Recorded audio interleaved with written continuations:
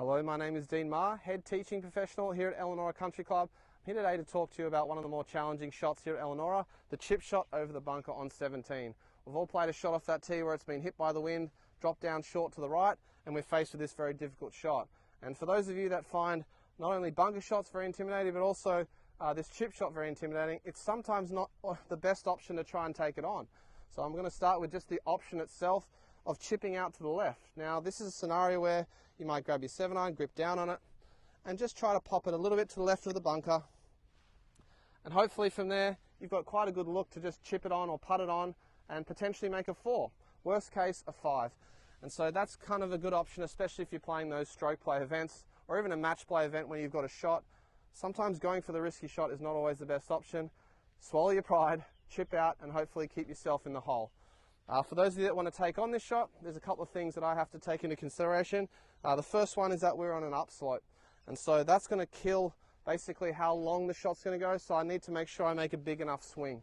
When you're on an upslope, make sure you swing big enough.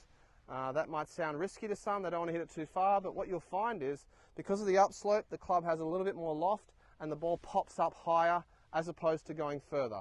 So it's important to have a big enough swing.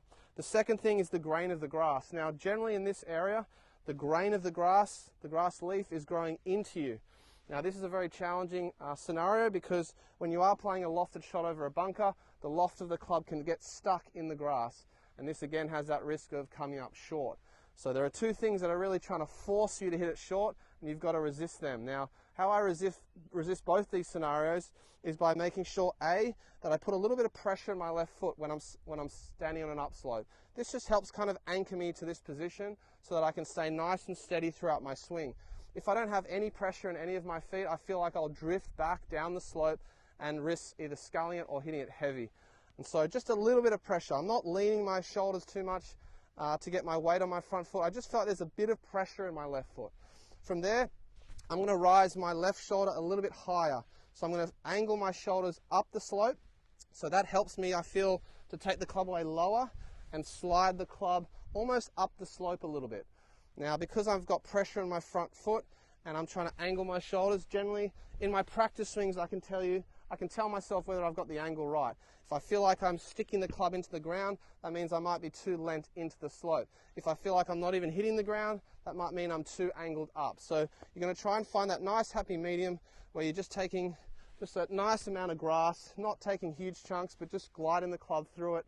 That'll give you the best chance of hitting a good shot. Now, the final one is just what you pay attention to. So I like to pick a target that's a little bit further up, give myself a bit of margin of error. I'm really trying to look at the space on the green and picture that my ball's landing on it, because it's so easy to be worried about the bunker, to fixate heavily on the bunker, which only tightens you, shortens your swing, and you end up hitting in the bunker. So by picking a spot on the green, try to put some positive vibes into your head before you play this shot, can also give you a good chance at playing it well. So let's see how I go. I'm going to put a little bit of pressure in my left foot.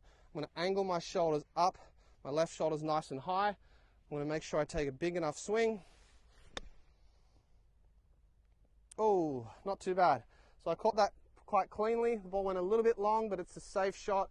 It's not in the bunker, and I've got a putt for par. I hope this helps you. Let me know how you go.